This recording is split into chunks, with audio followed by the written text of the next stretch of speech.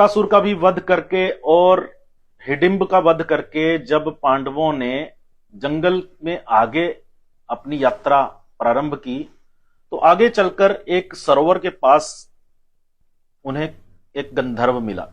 वो गंधर्व अपनी स्त्रियों के साथ स्नान कर रहा था। पांडवों को देखते ही वह गंधर्व सजग हो उठा।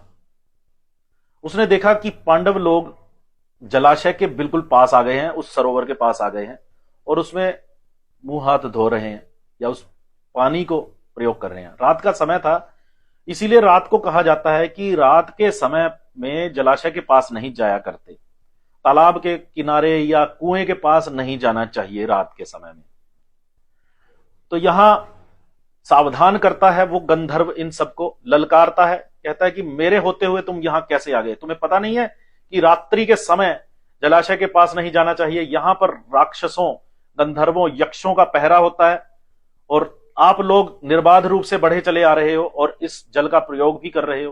तो अर्जुन को क्रोध आ गया। अर्जुन एकदम से बोला कि ऐसा कौन है दुनिया में जो हमें यहां स्नान करने से रोक सके? क्या गंगा नदी या पवित्र तीर्थों में लोग स्नान नहीं करते रात को?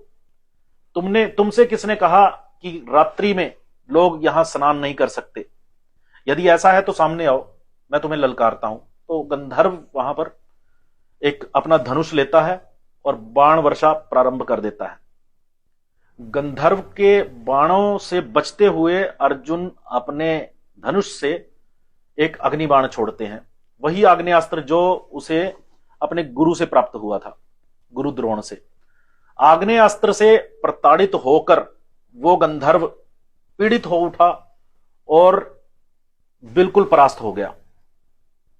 उसका रथ टूट गया और वह अर्जुन की शरण में चला गया। अर्जुन ने उसे बालों से पकड़ लिया और अपने वश में कर लिया तलवार के सहारे और राजा युधिष्ठिर के पास ले गए।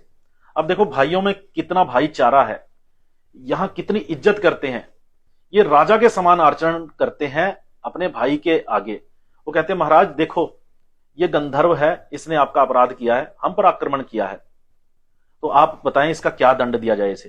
तो युधिष्ठिर उसे क्षमा करते हुए कहते हैं कि जाओ, इसे प्राण दंड ना दो, यह शरण में आ गया है और इसकी स्त्री भी इसके साथ आई है।